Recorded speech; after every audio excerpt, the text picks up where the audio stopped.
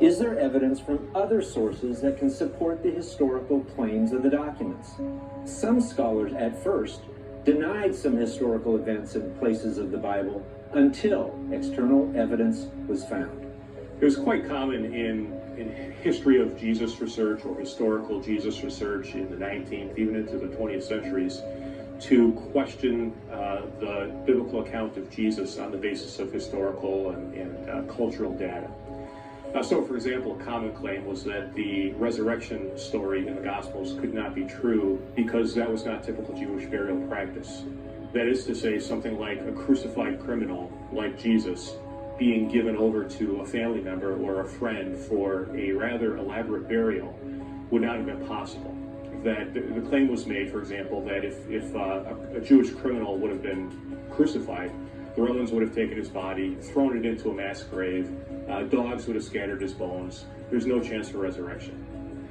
Now, granted, they could make that claim because for a long time there was no historical evidence of Roman crucifixions in Judea.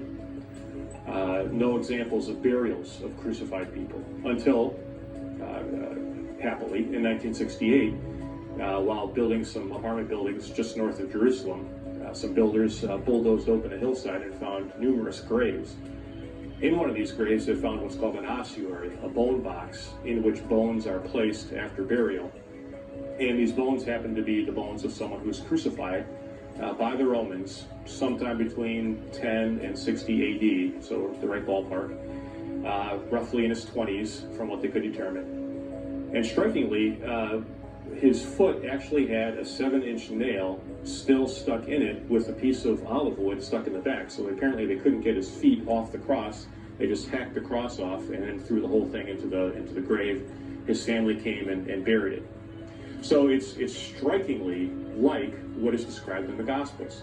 Someone condemned by the Romans, crucified, nails in his hand and his feet, given over to a family member, a close friend, and given a rather elaborate burial, exactly as you see depicted in the Gospels. So it's no longer possible to claim that the Gospel narratives are complete fiction because we have examples of this sort of thing happening.